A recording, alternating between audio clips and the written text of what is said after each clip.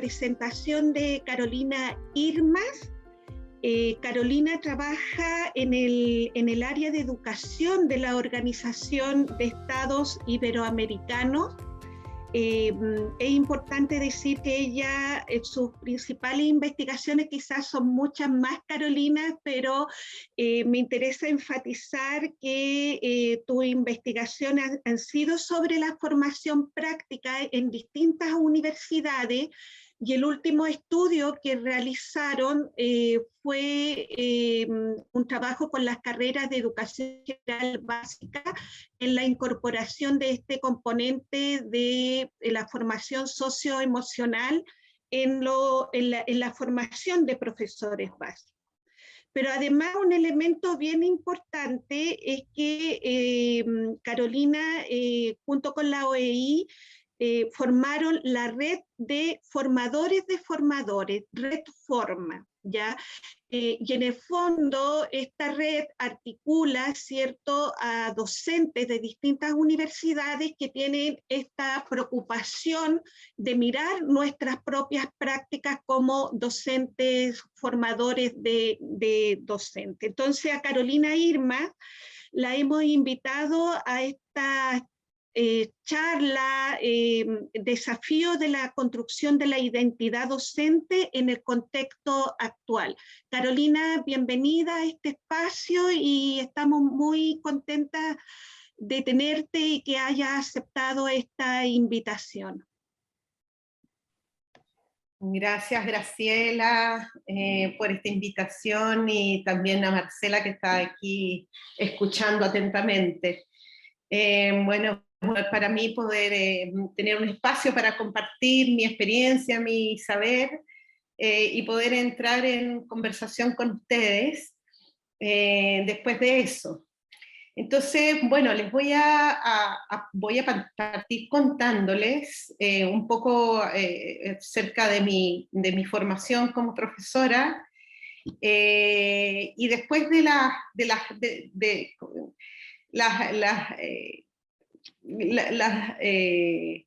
envergadura de la tarea que significa ser profesor, ¿ya? Y algunos elementos después como para pensar a ver cómo enfrentar el año esta tarea que tenemos por delante. Entonces, partiré contándoles. Mis primeros pasos como educadora en la escuela fueron dentro del proyecto La Gran Aventura Educativa en Conchalí, que se crea en plena época de dictadura, cuando la pobreza superaba el 40% de la población. Era un proyecto educativo ubicado además en un sector de particular vulnerabilidad socioeconómica. El Colegio Cristóbal Colón se proyectó como una comunidad profesional docente que apostó con fuerza a la innovación educativa, unidos por la convicción de aprender es y debe ser una experiencia placentera, con un interés central en el desarrollo y felicidad de los niños, niñas y jóvenes. Trabajé 10 años como profesora en distintas escuelas de Chile, volando luego de esos primeros 4 años en Conchalí a la Araucanía. Ahí viví 13 años. Aquí mi espíritu libre y libertario se vio progresivamente asfixiado por una educación bancaria donde enseñar consistía básicamente en instruir rutinaria y mecánicamente, y donde aprender era retener y reproducir información. El impulso interior me llevó a continuar buscando y explorando otros espacios para seguir siendo educadora, sin distanciarme de mis sueños de ser co-creadora de una escuela distinta. Como dijo sabiamente un profesor rural hace años, dijo: la escuela se lleva puesta. Así pues, retirada de las escuelas tradicionales, convertí el Parque Nacional Conguillío en mi nuevo escenario educativo. Desarrollé una propuesta de educación al aire libre donde mezclé las artes, las ciencias, el juego y el conocimiento de sí mismos como individuos y como grupo humano en una experiencia integrada y integradora del ser y el saber, en medio de una naturaleza imponente. Llevamos durante 2 años a estudiantes de colegios a vivir una semana de aprendizaje al aire libre, incluidos sus profesores. Entre medio me formé como orientadora educacional, lo que direccionó mi carrera profesional con certeza hacia el desarrollo humano. Dejé el programa de educación al aire libre por una significativa invitación que me llevó a recorrer todo Chile durante 1 año para escribir sobre la educación rural en Chile a 10 años de implementado el programa Mese Básica Rural.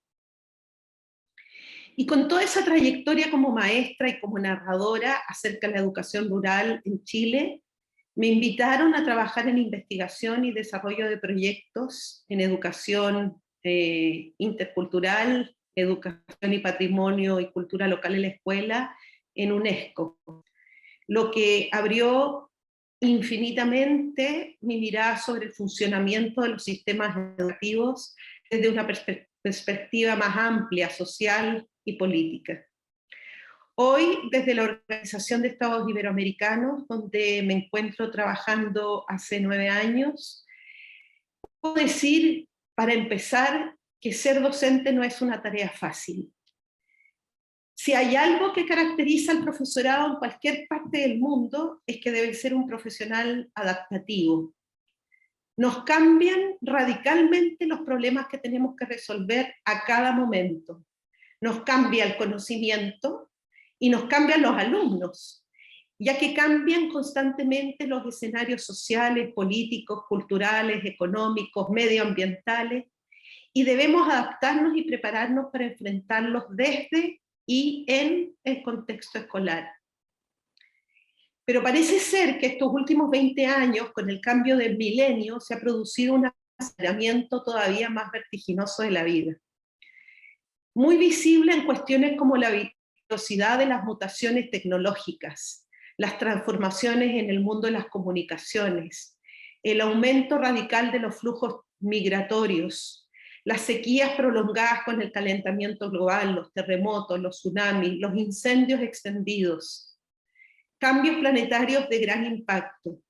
¿Y qué decir del movimiento feminista, cómo ha presionado y lo sigue haciendo por un cambio radical en las maneras de relacionamiento, en la visión del valor de la mujer en la sociedad, en la visión de sus derechos? Hasta el lenguaje está en proceso de transformación, con el tema también de la diversidad sexual, otra gran transformación en tan pocos años. Bauman habla de la modernidad líquida. Apenas quieres aferrar algo o aferrarte a algo, se te diluye entre los dedos. Los docentes somos testigos de los grandes cambios de la sociedad y su interacción con los estudiantes y las familias. Y debemos acomodarnos, dar respuesta, incorporar y dialogar con estas transformaciones. ¿Qué hacer con el celular en el aula? ¿Cómo me dirijo a ellos? ¿Los trato de todes? ¿Cómo medio la relación con la diversidad sexual? ¿Cómo abordo la violencia contra las mujeres? Por poner algunos temas. Aparecen nuevos problemas para los cuales no hemos sido formados. Entonces los profesores nos sentimos muchas veces en falta. Andamos buscando siempre estar al día, capacitándonos, aprender lo que no sabemos. Un maestro tiene que conocer los grandes dilemas sociales y mediar entre los estudiantes y la sociedad para la cual estamos formando. Para más remate, el desafío de hacer clases en contextos de inequidades, de pandemia, es aún más complejo, más aún con la incertidumbre en la que vivimos. ¿Cómo hacer clases cuando algunos se pueden conectar y otros no? Cuando la conexión falla o el medio de algunos es únicamente el celular. Cuando unos asisten, otros no. Cuando las escuelas no cuentan con todas las condiciones para aprender en el actual escenario. No es fácil, ciertamente, porque el mandato educativo apunta a garantizar el derecho a la educación. ¿Cómo manejarnos además cuando vemos y sabemos que nuestros estudiantes lo están pasando mal? Que sufren vulneraciones económicas, sociales y afectivas. ¿Cómo contengo a un estudiante cuando ha perdido un familiar cercano? No hay duda, la labor educativa nos coloca frente a desafíos de gran envergadura. Y en el escenario pedagógico, el movimiento por la inclusión educativa ha venido a modificar radicalmente las expectativas sobre la tarea educativa y a perfilar un aspecto central del rol pedagógico. Ese salto exponencial complejiza con creces la labor docente. Sabemos hoy que la enseñanza, para ser efectiva y motivadora, debe ser pertinente al sujeto que aprende. Es decir, debe ser contextualizada a las realidades de vida del estudiante, a su lengua, a su cultura, a sus capacidades. Es decir, además de ser inclusiva, debe ser intercultural. Para ser pertinente y relevante debe empalmar con los deseos e intereses de niños, niñas y jóvenes. Debe recoger sus inquietudes e interrogantes, debe dar respuesta a sus necesidades, a sus habilidades, sus conocimientos previos. Y no más entrar en el aula, la diversidad es total. El diseño debe ser diversificado desde un inicio y propiciar los medios y apoyos para que todos puedan acceder al aprendizaje. Abrir las escuelas a todos es solo el primer paso. No hay inclusión si no hay verdadero acceso al currículum. Eso nos desafía como maestros a diseñar actividades que permitan al estudiante aproximarse al conocimiento de manera activa y progresiva, poniendo a su disposición herramientas y medios para que no decaiga su motivación frente al desafío de aprendizaje, administrando dispositivos y recursos para adecuar la enseñanza a la diversidad de capacidades y cultura de nuestros estudiantes, lo que se conoce como andamiaje pedagógico. Ciertamente el desafío es elevado. Tampoco es una tarea fácil porque la figura del maestro o la maestra está bajo cuestionamiento. ¿Es necesario un profesor cuando el alumno puede él mismo acceder al conocimiento? Basta con recurrir a Internet y una gran biblioteca abierta que no solo dispone de información ilimitada, sino también de tutoriales y programas de autoaprendizaje. Además, puede ser que el conocimiento del contenido que manejemos ya esté siendo desactualizado, o bien que el grado de conocimiento o comprensión del contenido que tenemos no sea suficiente. Aquí entonces el desafío de manejo del contenido es relevante para un maestro y debe ser actualizado permanentemente. Y no basta eso, debe ser capaz de poner este conocimiento en diálogo con los recientes descubrimientos de la ciencia, las artes, las humanidades, porque los estudiantes están siempre conectados y nos contradicen y nos dicen muchas otras cosas, ¿no? Pero además nosotros sabemos y hemos aprendido y nos han enseñado que no basta con tener el conocimiento para enseñar, sino que además debemos manejar un conocimiento pedagógico del contenido, que es parte fundamental de nuestro bagaje profesional como didactas. Esto hace que la tarea docente sea siempre muy compleja. Y no solo eso, el concepto de autoridad del maestro está siendo en sí mismo fuertemente cuestionado. No basta con tener el título de maestro como en otros tiempos para que los estudiantes se paren de su asiento y te saluden. Buenos días, profesor. Y reine el silencio y sigan al pie de la letra los que les propones. Esto del respeto no es automático. Ya no estamos cobijados como en otros tiempos por una institucionalidad escolar que es ampliamente reconocida y valorada. Toda la institucionalidad está bajo juicio en los tiempos modernos, partiendo por los poderes del Estado, el Congreso, el Poder Judicial, los gobiernos de turno, los partidos políticos, y siguiendo con la Iglesia, las Fuerzas Armadas y del orden, qué decir de las grandes empresas, lo que se conoce como el declive institucional. Y ese declive institucional ha afectado con fuerza también a la institucionalidad escolar. La obediencia ha pasado a ser un concepto bajo escrutinio. ¿Por qué he de obedecer si no estoy de acuerdo? Ya no es instantáneo que las y los estudiantes te siguen y estén dispuestos a subirse al programa que les propones. Surge una buena pregunta: ¿cómo ser autoridad sin ser autoritario? ¿Cómo educar sin ser impositivo?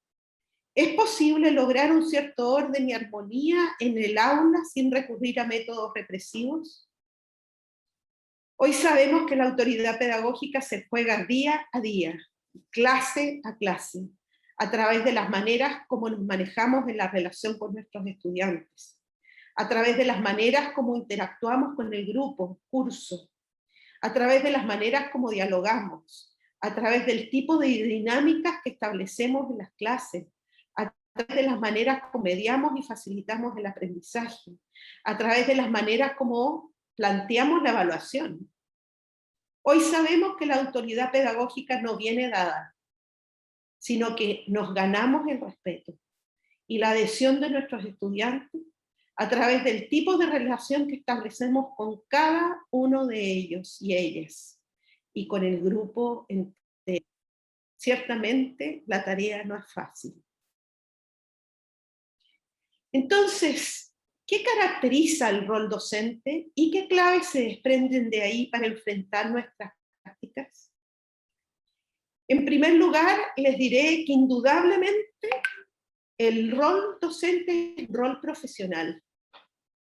Profesional porque utilizamos un conocimiento complejo, que lleva tiempo aprender, que lleva tiempo desarrollar, que requiere estudio y que requiere ejercicio, que requiere experiencia. Y por último, y en segundo lugar, es un trabajo autónomo. Quien decide lo que hay que hacer es el docente. Él o la docente es quien tiene el control de su actividad profesional. Y en este sentido, una clave que les quisiera compartir y que en lo personal creo es que la labor docente es de las más complejas a nivel profesional. Tan compleja como la de un ingeniero o más. Y tan compleja o más que la de un médico o médica. Tomar conciencia de esto no debe amilanarnos, sino por el contrario, nos permite entrar con humildad a la profesión, sabiendo que es una profesión que nos desafiará permanentemente. No hay manera que sepamos todo lo que hay que saber y que lo hagamos todo bien a la primera, ni a la segunda, ni a la tercera. ¿Ya? Lo más probable es que nos equivoquemos mucho. Y la clave está en aprender de aquello que vamos haciendo, tanto de nuestros errores como de nuestros aciertos. Nos podemos reír de los tecnócratas que creen que para ser una buena profesora basta con tener ciertos conocimientos y saber transmitirlos y aplicar determinados procedimientos metodológicos y listo. Nos podemos reír de ellos. Ciertamente tenemos que tener ciertas orientaciones claves que podríamos interpretar como estándares. Sin embargo, bien sabemos que el contexto educativo es siempre cambiante y dinámico y que el trabajo con personas demanda principalmente inventiva, creatividad, reorganización, organización, desorganización, acciones específicas, acciones colectivas.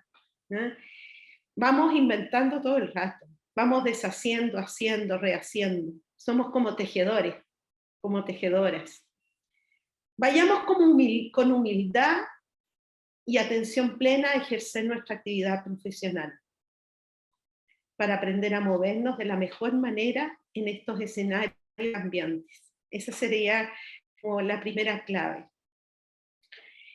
Lo segundo, y de aquí he aprendido de John y de mis colegas Tom Russell y Rodrigo Fuentealba, con quienes he trabajado los últimos tiempos, adhiero a la idea de que la docencia es una profesión que requiere permanente reflexión en la acción.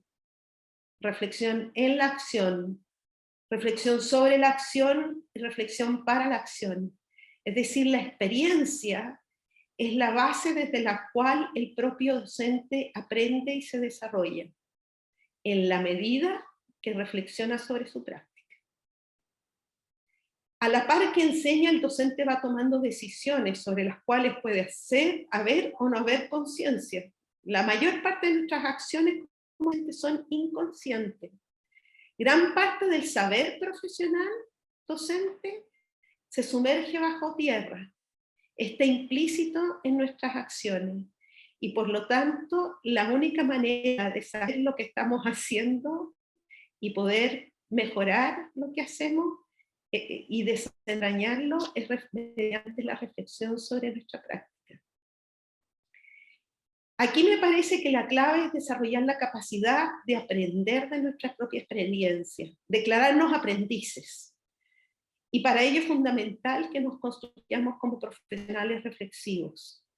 En otras palabras, ser capaces de identificar a la base de nuestras prácticas aquellas creencias que estamos teniendo, que tenemos, nuestras racionalidades, nuestros saberes implícitos, intelectivos y emocionales, que nos mueven a tomar determinadas decisiones. Por ello, los espacios colectivos de reflexión pedagógica que ahora ustedes van a tener con sus pares, y con sus profesores y guías, y con sus supervisores o tutores, en el trabajo y los dispositivos reflexivos con los que ustedes van a trabajar, como las bitácoras, los análisis de incidentes críticos u otros que les plantea la formación práctica, son oportunidades muy valiosas para mirar lo que hacemos, especialmente cuando surge algo inesperado en el aula, algo que nos genera dudas, algo que nos genera inquietud, algo que nos descoloca y no nos hace sentir bien. Esas son nuestras mejores oportunidades de aprendizaje profesional. Por ello es muy importante que ustedes indaguen con sus estudiantes qué es lo que están aprendiendo, qué les gustó, qué les parece nuevo, qué dudas quedaron, qué ideas surgieron, qué relaciones establecieron. No pongan el foco en la actividad, pongan el foco en sus estudiantes. Háganse el regalo al final de la clase de sondear qué les pasó a sus estudiantes, a qué aprendieron, cómo se van de la sala de clase. La labor pedagógica se juega en colectivo, en la comunidad de aprendizaje docente. No es tarea de un jugador de manera aislada, sino de un equipo. Al igual que las culturas originarias, formar a un niño o niña, a un joven o una joven es tarea de la tribu. En la época contemporánea, así lo puede hacer una comunidad educativa, donde todos los educadores, desde el portero, la señora del aseo, la directora, el trabajador social, el encargado de convivencia, las profesoras y los profesores, todos asumen el rol de educar y acompañar al joven, niña o niño en su crecimiento y desarrollo. Aun cuando la visión vincular más importante del proceso educativo es el vínculo educador-estudiante, sin embargo, es en la relación con sus colegas que las y los docentes tienen la flexibilidad necesaria para llenar esos vínculos de sentido, de logro y satisfacción. Es en ese vínculo profesional que se construyen las bases para el trabajo colaborativo y las relaciones de apoyo y cuidado esencial que permiten el desarrollo de una comunidad educativa. Un centro educativo que los educadores trabajan de manera aislada, se descalifican o ignoran, compiten, no colaboran, no desarrollan un lenguaje compartido, ni toman acuerdos en común, no aprenden unos de otros, eso también lo observan y lo aprenden los estudiantes. Este aspecto es fundamental de tener en cuenta, especialmente en contextos de cambio acelerado y nuevas demandas del profesorado como las que estamos viviendo en la actualidad. En el último tiempo se ha abierto una oportunidad sin precedentes para el trabajo colaborativo. Así nos dicen los profesores y las profesoras con los que trabajamos en talleres, ¿ya? La reflexión sobre los sentidos del quehacer educativo y los propósitos compartidos respecto a la educación han aumentado en estos tiempos de pandemia. Al mismo tiempo se ha develado la importancia de generar estos espacios, muchas veces ausentes en el cotidiano de la vida de las escuelas. Y yo espero que cuando vamos a la presencialidad plena, estos aprendizajes no se pierdan. Por último, y para cerrar, quiero decir que la labor docente la concibo como una labor inmaterial afectiva. Así lo dicen Hart, Negri, Laceto y otros. Una labor inmaterial afectiva. Inmaterial porque lo que se produce es intangible. Es construcción de conocimientos, habilidades y subjetividades. Es decir, formas de ver, de interpretar, de leer la realidad, el universo y la vida. Y es afectiva porque el soporte de esa construcción es a través de vínculos afectivo-pedagógicos. Cuando en talleres le pregunto a profesores, a las profesoras, a los profesores, ¿qué profesores dejaron una huella positiva en sus vidas y por qué? Invariablemente el factor ético-afectivo es el que más destaca. Siempre está el afecto permeando esa relación que construyen docentes y estudiantes. Así lo dice Deolida Martínez, ¿no? O como dice Hargraves, citando a Denzin, dice, la enseñanza es una práctica emocional que despierta sentimientos y acciones en los maestros, en aquellos a quienes dirige su labor, incluyendo a sus colegas. En este sentido, cognición y afecto no son cosas separables. Siempre que hay procesos de enseñanza-aprendizaje hay afecto implicado. Este afecto no es solo atribuible al clima de aprendizaje o al vínculo profesor-alumno, sino también atribuible a la manera como nos aproximamos al conocimiento. Es falsa esa disyuntiva que nos plantean muchos maestros que deben escoger entre enseñar contenidos o preocuparse de lo afectivo. Los estudios muestran que uno de los 3 factores que más destacan los estudiantes de sus profesores más valorados es que perciben en ellos un genuino interés porque aprendan y se desarrollen, y ponen todos los medios para que ello suceda. Lo que venimos diciendo nos permite identificar que un afecto docente es propio del querer enseñar. Se trata de un afecto que emana de la fidelidad o perseverancia ante el acto de enseñar, y que lejos estaría de pensarse como legitimarse en un lugar de autoridad perdido, te quiero para que me escuches, o como supliendo una falta de afectividad del otro, te quiero porque nadie te quiere. Estoy citando palabras de Abramowski. Como decimos en un libro que estamos a punto de publicar, Cuidado en la comunidad docente, herramientas para fortalecer el vínculo entre educadores, ser conscientes de esta característica propia de la labor docente es fundamental. Tenemos hoy la oportunidad de recuperar la atención por las personas en el espacio escolar, volver a lo humano y gestar las condiciones para que el cuidado esencial y los vínculos nutritivos estén efectivamente en el corazón de la enseñanza. Así como tenemos la oportunidad de generar experiencias de aprendizaje que incorporen explícitamente el trabajo con las emociones, descubriendo, por ejemplo, que batallas y guerras se movieron por ciertas emociones, trabajando, por ejemplo, con la empatía histórica, desarrollando sentimientos prosociales como el altruismo, la compasión y la solidaridad humana, por ejemplo, el aprendizaje de la conquista de América. Como en ninguna otra profesión, nuestro nivel de desarrollo humano es tan relevante como el ser profesional, de la misma envergadura. Nuestro nivel de desarrollo humano personal es tan relevante como nuestro saber profesional. Un desafío ineludible, entonces, es cultivar nuestra humanidad, trabajar por nuestro mundo interior, trabajar sobre nuestras relaciones, trabajar por nuestra biografía, nuestra historia. Los estudiantes nos sacan la foto cuando entramos al aula y muchas veces ponen el dedo en la llaga, nos muestran nuestras heridas, nuestras falencias, nuestras debilidades, muchas veces sin conciencia de lo que hacen. Ellos son en verdad grandes maestros si estamos dispuestos a escuchar. Ellos nos traen noticias muy genuinas sobre quiénes somos o estamos siendo. para terminar, quiero contarles que antes de comenzar esta charla, prendí una vela y medité un ratito. Aquí tengo mi vela, no sé si la ven, la tengo encendida. Y medité un ratito para estar bien conectada conmigo misma y estar bien atenta a lo que surja de nuestra conversación.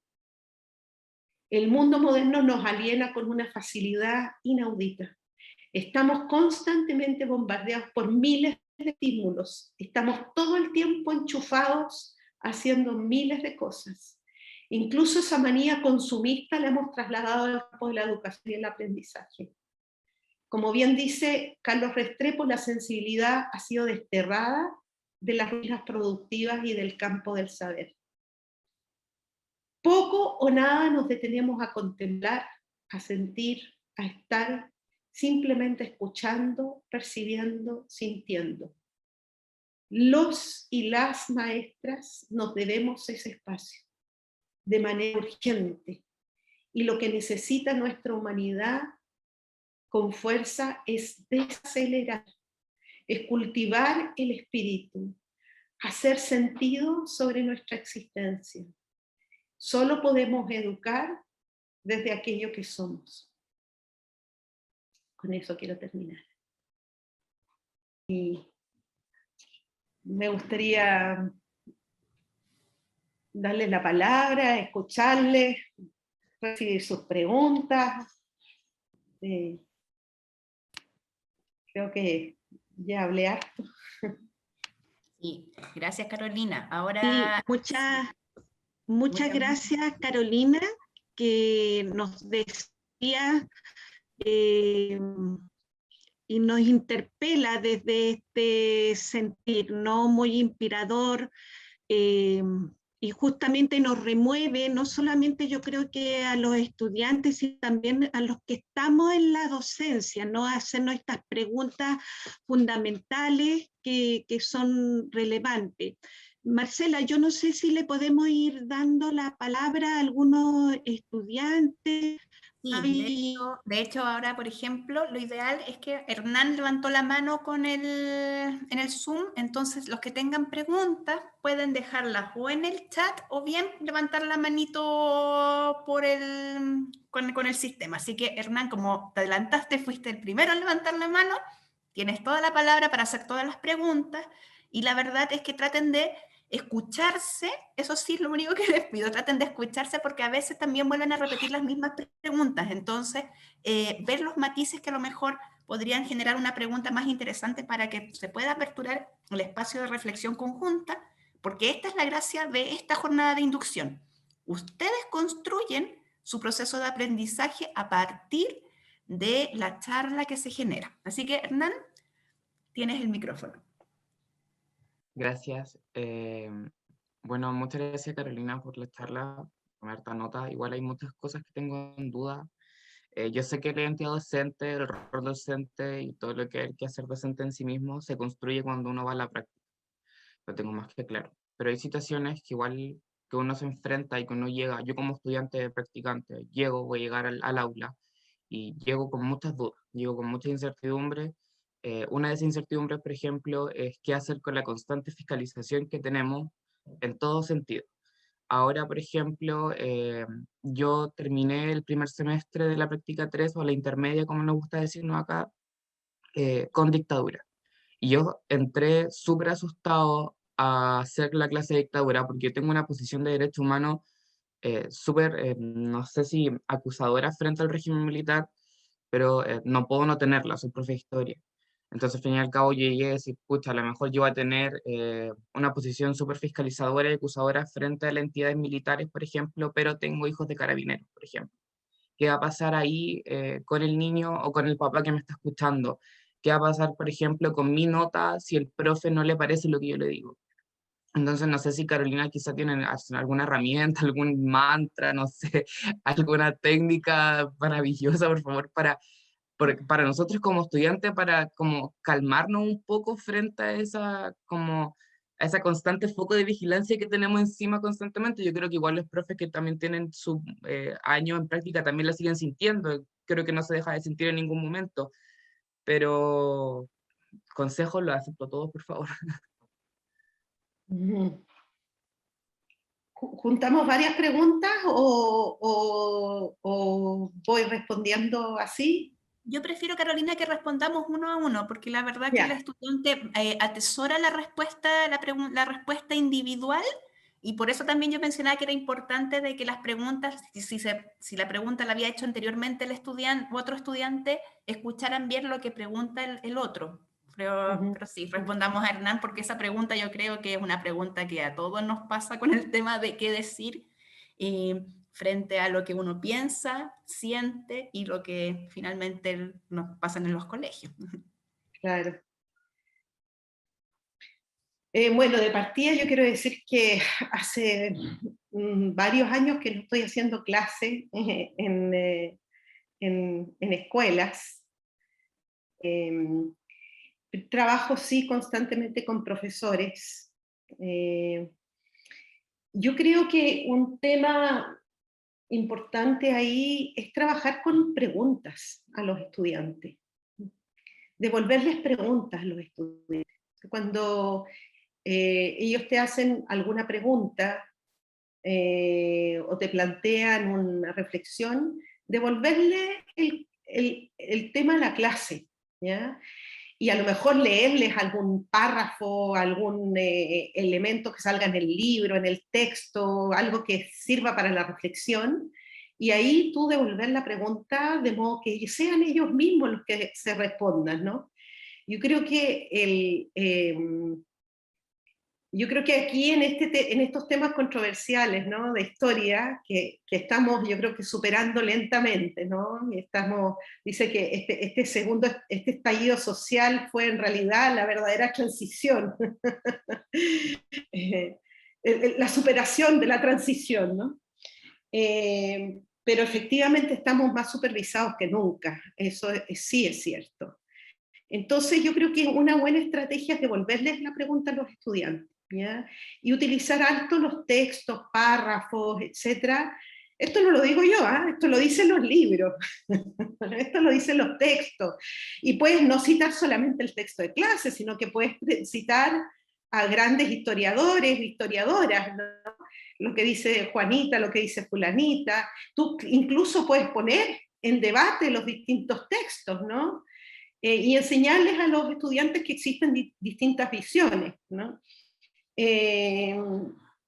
Pero yo creo que ese es el punto, en el fondo, generar reflexividad.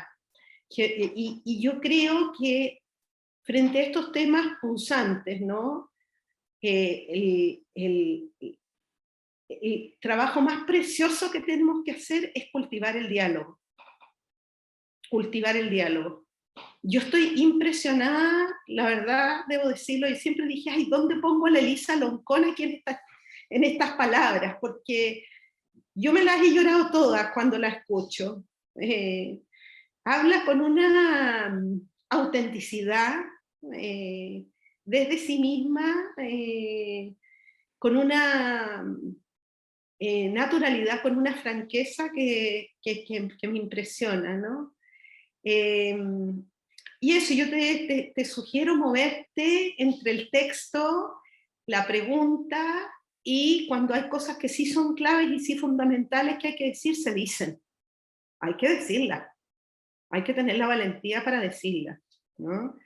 Y si hay algún profesor, o sea, algún apoderado, etcétera, que refute, mira, aquí están los libros, yo estoy enseñando lo que dicen los historiadores, lo que dice, etcétera. No estoy haciendo proselitismo político, ¿no? No sé si lo que te digo sirve, ¿te sirve? Ya, bacán, Fernando. Bacán. Levantó la mano antes Tamara Maureira, pero la bajó. Entonces mi pregunta es, Tamara, ¿tienes todavía la pregunta? O bien le doy el paso a Sofía Salazar, que también levantó la mano frente a una duda.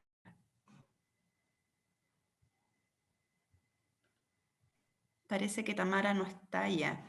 Entonces, Sofía, puedes hacer la pregunta. Ah, no puede hablar Tamara. Ok. Entonces, Sofía, que haga su pregunta. ¿Puedes La escribir Tamara Tamara por mientras? Aquí estaba viendo que Tamara dice, muchas gracias, fue muy inspiradora la última oración, claro.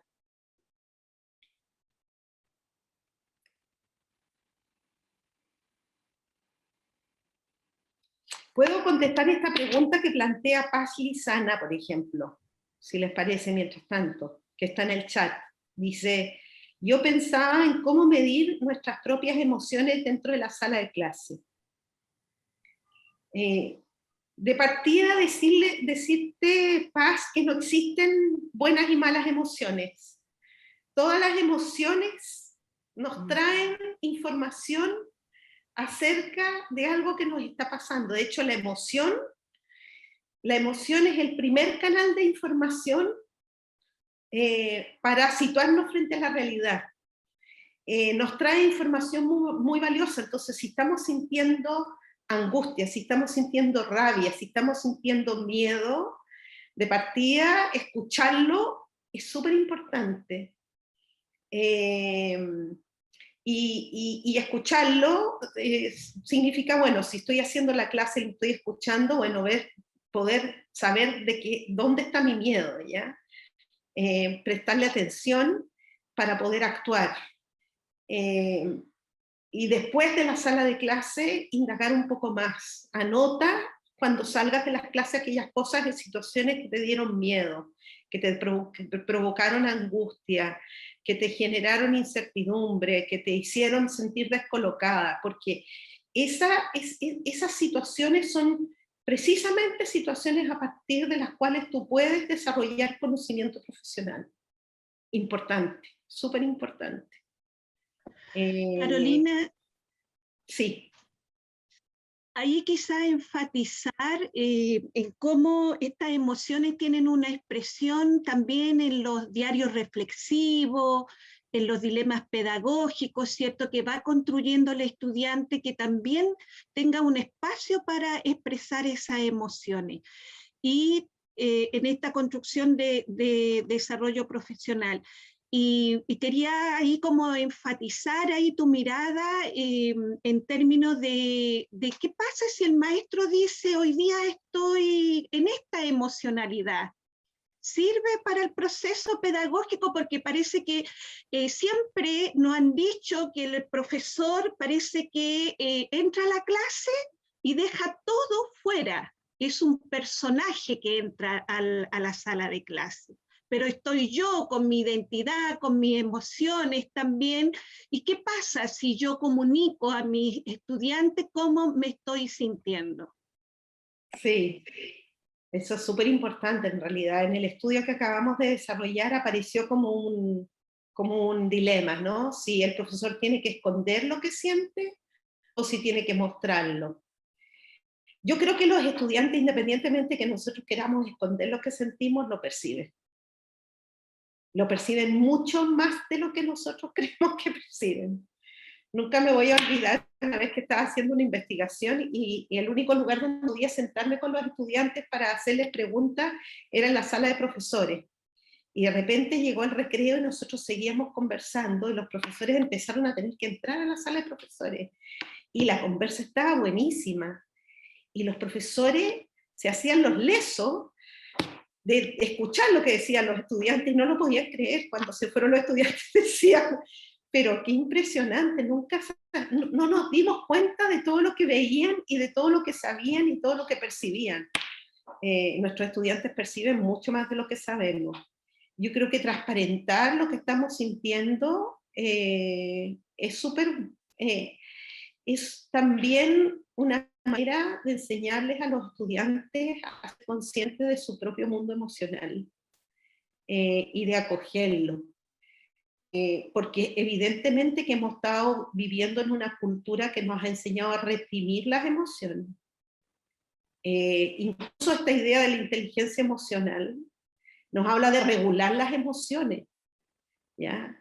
No nos enseña a ver, bueno, ¿y por qué siento rabia? ¿O por qué siento pena? ¿O por qué siento inseguridad? Que sería en realidad lo que tenemos que hacer, ¿no? Más bien preguntarnos por qué surge esta emoción, más que buscar la manera de inmediatamente regularla, tenerla bajo control y reprimirla, ¿no? Entonces yo creo que sincerar eso, ahora tampoco el otro polo, ¿no? Del profesor, yo tenía un profesor que lloraba y lloraba y lloraba en la sala de clase, tampoco, no podemos no podemos caer en ese otro polo, ¿no? Tenemos que transparentar nuestra emoción, sí, la podemos comunicar, siempre guardando y teniendo esta capacidad de controlarlo. Y si llega un minuto en que nos sentimos desbordados, de verdad pedirle ayuda a un colega, salir un ratito al patio, buscar maneras de acompañarnos. Yo creo que eso es súper importante, ¿no? Y por eso es tan importante la comunidad docente. Gracias, Carolina. Mauricio, ¿es posible que se puedan abrir los micrófonos de los estudiantes? Porque hay varios que no pudieron hacer las preguntas, no sé, en el caso de, o si no, ver, Javiera, ¿puedes abrir tu micrófono? Eso es lo que necesito saber. Ah, sí, ya. Sí puedo. Entonces, los que ven pues levantado la mano anteriormente, por favor, después de Javiera, que levanten la mano. Y Javiera, haz la pregunta. ¿O se cerró ahora? Oh, siempre pasan este tipo de cosas en estos encuentros, así que tampoco desesperemos. Sí. A ver, ¿qué pasó ahora? Javiera dice, ahora sí se cerró. Ya, pero no lo puedes abrir. A ver, ahí sí. Ahí Ahora sí. sí. Perfecto. ¡Ay, qué bueno! Pregunta Javiera, después pasamos por Sofía y Tamara, ¿les parece? Sí. Sí, bueno, mi pregunta tenía que ver como a lo que consultó Paz. Lo mismo sobre el tema de la educación emocional. En mi caso, por ejemplo, yo tomé el electivo de emociones de inglés con Miss Letty.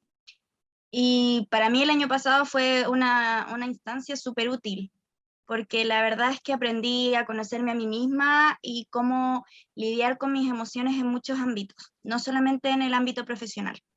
Entonces, quería consultar si es que en algún momento va a haber algún acompañamiento de educación emocional, porque si bien yo tomé un electivo que fue sumamente útil, no sé si las otras carreras lo tienen y quizás podría ser una buena oportunidad para que las personas se conozcan a sí mismas y puedan abordar estas temáticas de mejor manera. Y lo otro es que siento que para mí, por ejemplo, fue súper útil. En mi mismo electivo, Miss Leri a veces nos hacía meditar y fueron instancias en realidad sumamente enriquecedoras. Entonces siento que sería una de verdad muy buena oportunidad como seguir con un acompañamiento socioemocional, no solo para que aprendamos a hacerlo, sino porque es válido y útil para nuestra salud mental actual. Eso, gracias.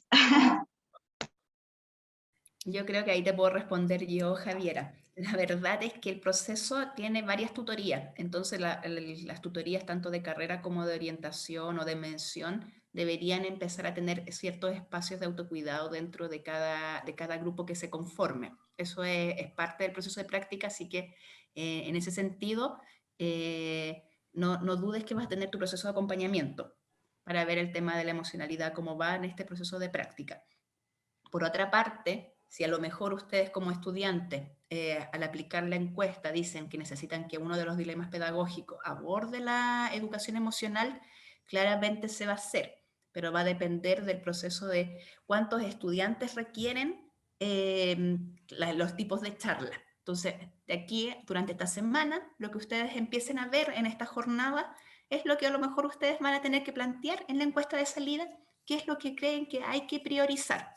Pero eso es ya resorte de ustedes. ¿Qué es lo que quieren, hacia dónde nos pueden guiar en el proceso de acompañamiento nosotros como la coordinación? Porque la idea de nosotros no es que parta el acompañamiento desde lo que nosotros pensamos que es lo correcto, sino de lo que ustedes realmente requieren en este proceso de acompañamiento. Así que ahí te respondo porque yo creo que ahí Carolina no, iba a decir, no es mi competencia en este sentido de que la respuesta a tu duda, Javiera, pero muchas gracias por hacerla. Pero sí quiero decir algo, Marcela. Yo creo que soy obviamente partidaria de que efectivamente pueda existir una asignatura dentro de la carrera para el autoconocimiento, para trabajar consigo mismo. para trabajar con las propias emociones, ¿no? Yo de hecho lo hice durante varios años en la Diego Portales, donde hice clases, ¿no? Hacía un ramo que era como una mezcla entre biodanza y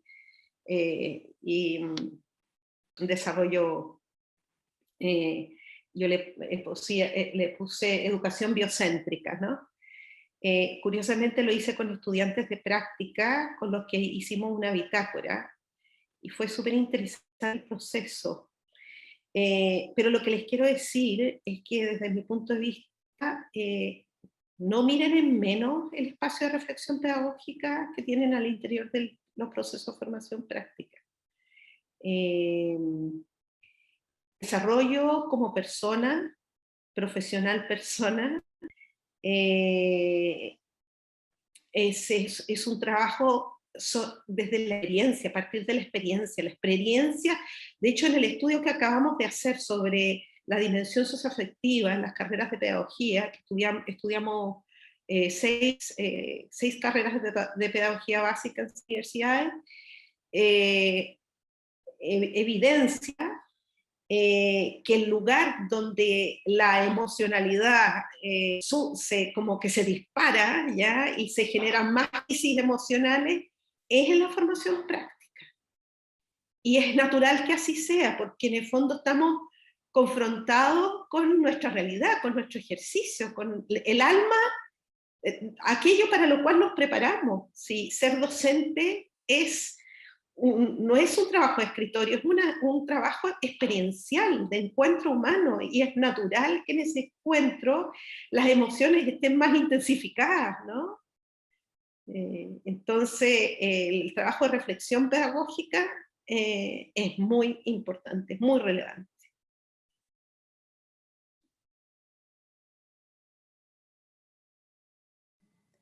Muchas gracias, Carolina. ¿Quién había levantado la mano? Porque lo que me dice Mauricio de Medios, que es más fácil de que ustedes levanten la mano y ahí se les solicita. Ya, Sofía. Perfecto. Te van a dar la posibilidad del micrófono, te van a abrir el micrófono. Ahí sí. ¿Aló? ¿Se escucha? Sí, se escucha. Sí, súper. Bueno, muchas gracias por la instancia. Y bueno, esta duda surgió mientras usted hablaba, porque habló sobre por citar a Loncón, y a mí, bueno, yo soy de matemática y me interesa mucho la interculturalidad y el cómo vamos a enfrentar un aula tal vez plurinacional y hasta de multigrado puede existir en sectores de Chile, porque Santiago no es Chile. Y bueno, mi duda más allá, yo he estado investigando sobre juegos mapuche, aymaras, que son ancestrales para poder aplicarlo en la matemática, enseñar matemática a través de eso. Y como usted bien contó, trabajó en Araucanía, vivió ahí, quería ver cuál sería el punto de crear que la apropiación cultural. Ese es mi miedo al momento de enseñar a través de esto. Muchas gracias. Me encanta tu pregunta.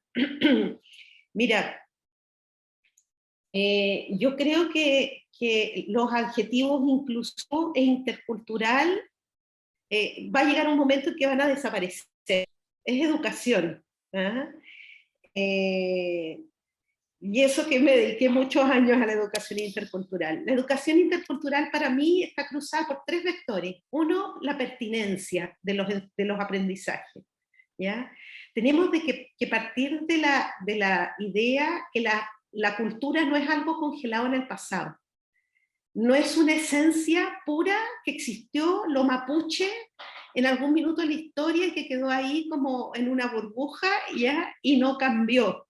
No, la cultura mapuche está viva. La cultura aymara está viva. La cultura Rapa Nui está viva. Y está viva mezclada con la cultura occidental. Convive, es una amalgama, ¿ya? Entonces, ¿dónde tengo que tener puesto el foco? ¿Ya? ¿Dónde está la cultura? En cuáles son los conocimientos, las experiencias, la historia, la vivencia, los saberes que existen en nuestros alumnos, ¿ya? Y que traigan los saberes de sus comunidades, los saberes, a lo mejor, ustedes saben que el 40% de los mapuches, de los mapuches viven en las ciudades, en las urbes, no viven en el campo, por lo tanto las prácticas culturales se han modificado. Entonces no es la misma práctica cultural la de un mapuche en la ciudad que un mapuche que vive en las zonas rurales. Por lo tanto, no va a ser la aproximación mía como docente la misma de trabajo con un niño o niña en, no sé, en, pongamos Villarrica, que en la ciudad de Temuco, ¿ya? O en la ciudad de Concepción o en la ciudad de Santiago. En definitiva mi alumno, la cultura en la que está inmersa mi alumna, mi estudiante, es esa cultura con la que tengo que trabajar, que es una cultura que es ancestral, pero que está mezclada con muchas otras cosas. Entonces, una de las cosas más importantes desde la perspectiva intercultural es trabajar con la pertinencia curricular, y eso significa rescatar los saberes previos, los conocimientos ancestrales, vivenciales, biográficos de mi estudiante. Y lo segundo es trabajar desde la perspectiva cultural en torno a la convivencia, el encuentro humano, el diálogo de saberes, ¿ya? Somos todos distintos, todos habitamos en mundos culturales diversos, biográficos diversos. Entonces, siempre que nosotros intencionemos y generemos este encuentro, esta convivencia, este diálogo de saberes, estamos potenciando la interculturalidad, estamos desarrollando aprendizaje intercultural. No sé si con eso respondo a tu pregunta.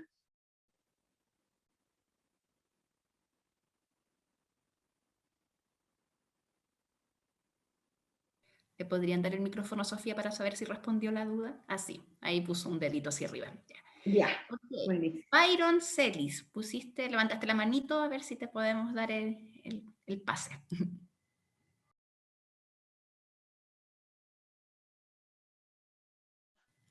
A ver, ¿Aló? Sí, ahora sí. Ya, primero muchas gracias por sus palabras y por la intervención. Y yo quiero ser súper concreto con la pregunta, en honor al tiempo, y es cómo lidiar con esta aceleración del tiempo en el aula, donde pareciera ser que se desecha lo perdurable, y ante esto, ¿cómo resistimos a estos embates que nos da? Porque pareciera ser que lo que es perdurable se está extinguiendo, se ha ido desechando paulatinamente. Eso. Qué bonita tu pregunta, Byron. Dos cosas, yo creo. Salir de el diseño de 20.000 actividades en el aula. Yo creo que hay que diseñar dos, tres cositas chiquititas en el aula. Ah, mira, la María Eugenia está haciendo esas señas todo el rato. Claro. Sí, yo creo que hay que diseñar poquitas cosas y sacarles harto el jugo, y eso significa dar harto espacio a la expresión, a la conversación, al trabajo de los estudiantes en el aula, ¿ya? Yo creo que los profesores tenemos como el pecado de como diseñar 1000 cosas para que asegurarnos ya de llenar todos los espacios. Es como un miedo en realidad el que tenemos, y a mí me pasa mucho, incluso diseñar cuando planifico ponencias. En general mi pecado es que pongo demasiadas cosas, entonces yo creo que lo que tenemos que hacer es disminuir, sacar y poner y conectarnos con lo esencial, ¿ya? En términos pedagógicos. Y lo esencial tiene que estar conectado con la actividad del estudiante en el aula, o sea, 2, 3 preguntas para hacerlos pensar, para trabajar en grupo, una actividad central que los haga, que los motive, que los etcétera, con los apoyos que sean necesarios, tener siempre un par de apoyos por si esta actividad falla, que este estudiante no la pueda hacer, o diversificar, ya según tipos de estudiante, el diseño diversificado, la diversificación curricular. Eso desde el punto de vista del diseño pedagógico. Y desde el punto de vista personal, yo creo que uno tiene que trabajar consigo mismo para no estar en esta hiperactividad todo el rato. O sea, si nosotros estamos en una hiperactividad y no puedo dejar de desconectarme en mi celular y no puedo hacer silencio y no puedo hacer espacios de contemplación en mi vida, ¿cómo voy a hacer eso con mis estudiantes en el aula?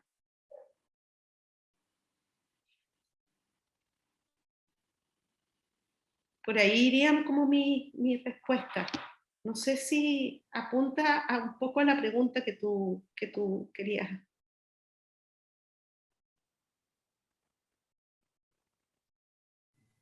Parece que no puede abrir el micrófono. Ahí sí. Sí, ahora sí, mucho inconveniente. Sí, apuntó directamente a la pregunta que yo le formulé. Muchas gracias. Cintia Bruno, puedes hacer tu pregunta. Espera que te den la pasada del micrófono, así que para que te puedan activar el micrófono.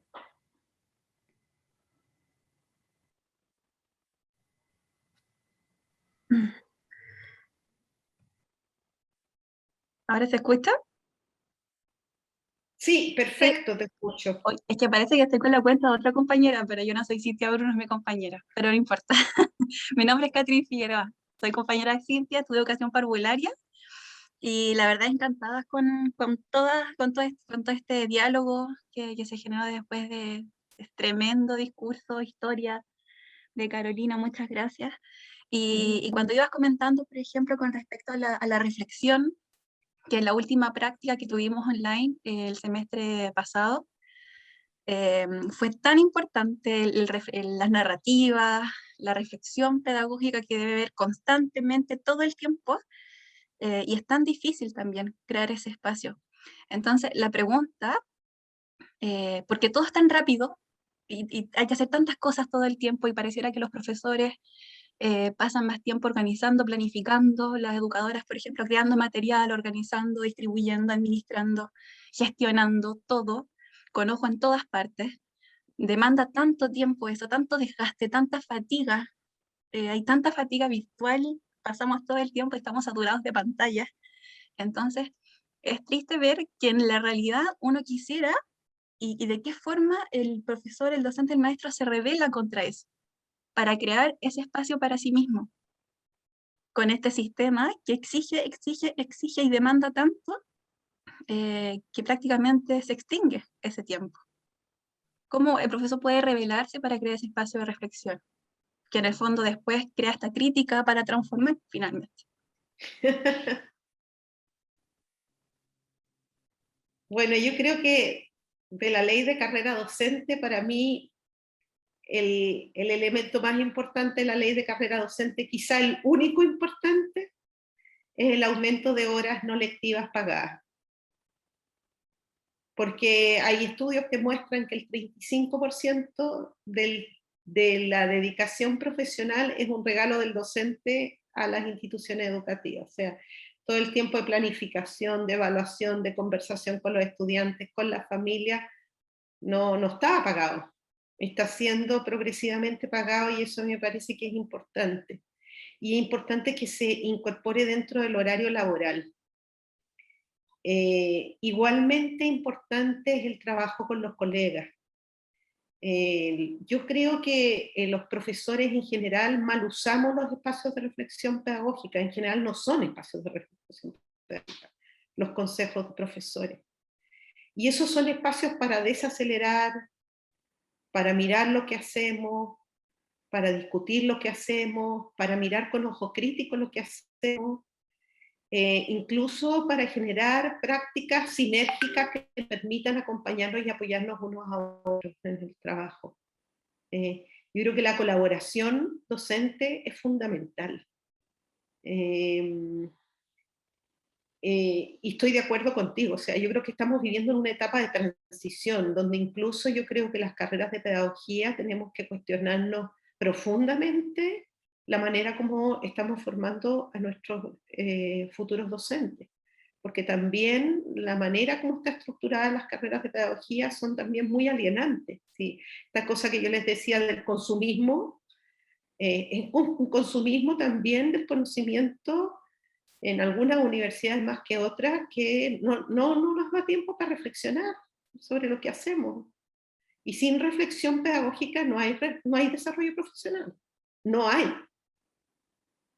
Porque el corazón de lo que nosotros hacemos está en la experiencia. Y si no tenemos tiempo para reflexionar de nuestra experiencia, entonces no hay posibilidad de mejorar como docentes. Y esa reflexión no es individual, es colectiva. Entonces, yo siempre les he dicho a mis estudiantes de pedagogía, busquen comunidades educativas donde exista comunidad. O cuando lleguen a una comunidad educativa, inmediatamente armen comunidad con 2 o 3 profesores. Acompáñense, apóyense.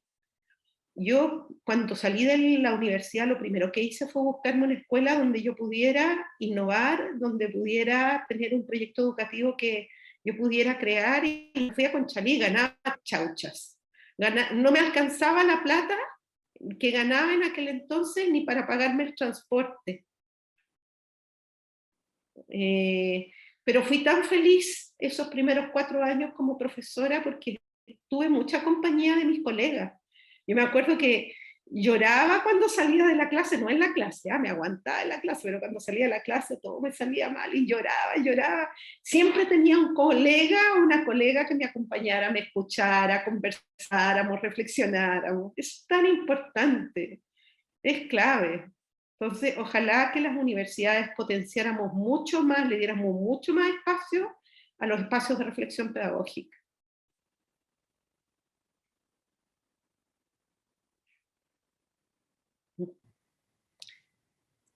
Por ahí van las respuestas. La pregunta.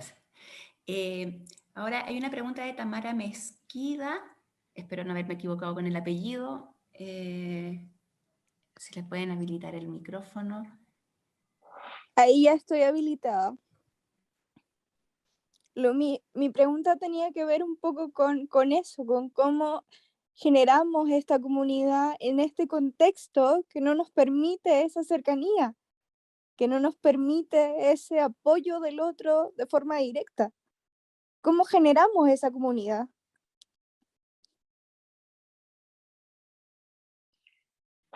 Bueno, hay escuelas donde va a ser muy difícil encontrarlo porque tienen malas dinámicas, ¿no? Y yo creo que eso es bueno transparentarlo, y me imagino que la Facultad de Educación estaba haciendo lo posible por buscar escuelas que sean medianamente acogedoras. Si no es una escuela acogedora, siempre hay aliados, siempre podemos encontrar aliados. Un colega, una colega con la que podamos preguntarle, establecer puentes, buscar ayuda, preguntarle más sobre la institución, confidenciar, ver qué es lo que se hace, qué es lo que se puede hacer, en fin, cuáles son las maneras. Y si no existe ese espacio, yo creo que con más razón los espacios de reflexión pedagógicas son relevantes. Yo creo que son espacios fundamentales. Creo que el trabajo con interpares es clave. O sea, ustedes, me imagino, yo no sé cómo lo hacen, no sé, Graciela o Marcela, arman grupos, ¿no? de trabajo entre pares. Ahí veo a la María Eugenia. Tienen esos... ya, ese trabajo que ustedes hagan ahí es, pero para el corazón es muy importante, y para el aprendizaje como docente. Así que estas preguntas que ustedes hacen, si se fijan, nos devuelven a nosotros como formadores de formadores muchas tareas, así que está súper buena sus preguntas. Tamara, yo igual también puedo agregar que en el fondo, por ejemplo, se van a encontrar con varias experiencias, porque uno de los motivos por qué se promociona dentro de la práctica en este escenario las tutorías de carrera, las tutorías de mención y las tutorías de orientación, es que van a encontrar, por ejemplo, las tutorías de mención y de carrera, se busca que interactúen con sus pares de carrera o bien las menciones que tengan similares. Pero, por ejemplo, en orientación se ha promovido que sean espacios más integrados intercarreras. Entonces, en esos espacios, si llega a suceder que en tu práctica online o híbrida o presencial no se generan estos espacios de diálogo y de reflexión, es ahí donde sí van a tener ese espacio, porque en el fondo, en medida que si ustedes no vivencian un espacio de reflexión conjunta, es súper difícil empezar después a instalar también la reflexión pedagógica como experiencia que se puede construir con los pares. Así que en ese sentido, tienes que estar tranquila que todo lo que buscamos es que ustedes desarrollen ciertas experiencias, aunque sea como sea el establecimiento que les tocó en la experiencia de práctica. Porque por más que estamos velando que sea la mejor experiencia de práctica, no necesariamente se va a dar siempre la mejor experiencia de práctica. Pero sí lo importante es aprender que esta es una experiencia y que van a tener muchas experiencias durante su proceso formativo, y en medida que uno conoce distintas miradas de cómo se abordan las problemáticas, empieza a encontrar soluciones. De hecho, en el chat pues ponían, por ejemplo, ¿qué hacer con el tema de mi rol docente cuando me lo saco al final de la jornada? Esa respuesta, uno puede decir, a lo mejor tú tendrías que saber cuáles son tus formas de canalizar tu energía para poder hacer esto, pero eso también lo van a encontrar después en las mismas comunidades de diálogo con sus pares. ¿Cuáles son las soluciones que mejor funcionan para cada uno de ustedes? Entonces, yo creo que acá podemos preguntar a todos los coordinadores cuáles son las formas que han encontrado cada uno de poder despegarse en su horario íntimo, y todos tenemos distintas soluciones. Y son soluciones que en el fondo nos responden a la forma de cada uno. Entonces, esas vueltas, en medida que las dialoguen, van a encontrar miles de soluciones, o mientras también busquen en las bibliografías. Hay mucha bibliografía en torno a cómo poder abordar las problemáticas que se suscitan en el aula o que se suscitan con ustedes mismos, porque no necesariamente el aula va a generarles problemáticas finalmente. Muchas veces también ustedes se van a encontrar con dudas que son súper existenciales en torno a lo que uno hace en el aula. Así que tranquila, todavía recién estamos iniciando la práctica y es lo único que yo les puedo decir. Tranquilidad, van a ver que es un proceso acompañado, y después al final del semestre probablemente van a decir, oh, yo tenía estas dudas y ahora siento que voy con otra mirada a mi inserción laboral. Es eso. Y yo quería decirle, Marcela, a Sofía. Tamara, que nosotros vivimos en una cultura que quiere todo inmediato y queremos todo resuelto inmediato. Y la vida no es así. La vida